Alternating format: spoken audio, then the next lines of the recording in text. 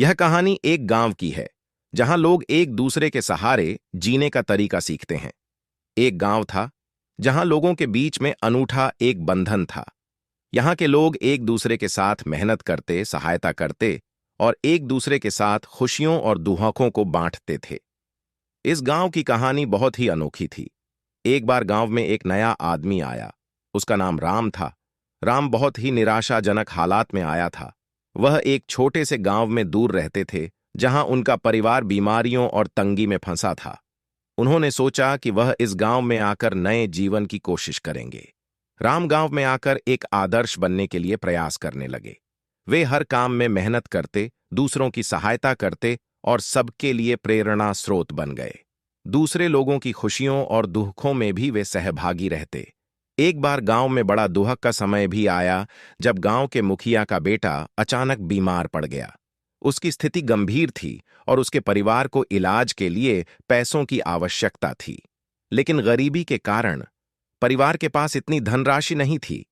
जब राम ने इसे सुना, उन्होंने तत्परता से अपनी सभी बचत की राशि का उपयोग करके परिवार की मदद की।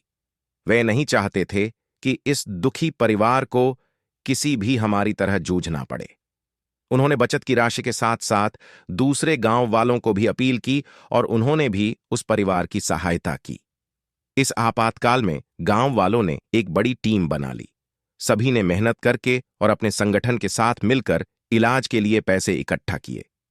थोड़े समय के बाद बेटे का इलाज हुआ और वह पूरी तरह स्वस्थ हो गया। इस घटना के बाद गांव वालों के मदद करने के इरादे एक दूसरे के साथ और भी मजबूत हो गए। ये उनकी सद्भावना, नेकी और सामर्थ्य का परिणाम था।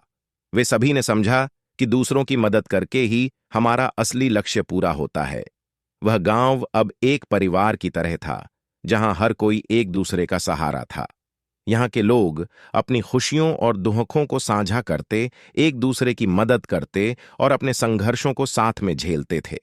वे सब मिलकर इस दुनिया में एक सुंदर और समृद्ध जीवन जीने का तरीका सीख गए।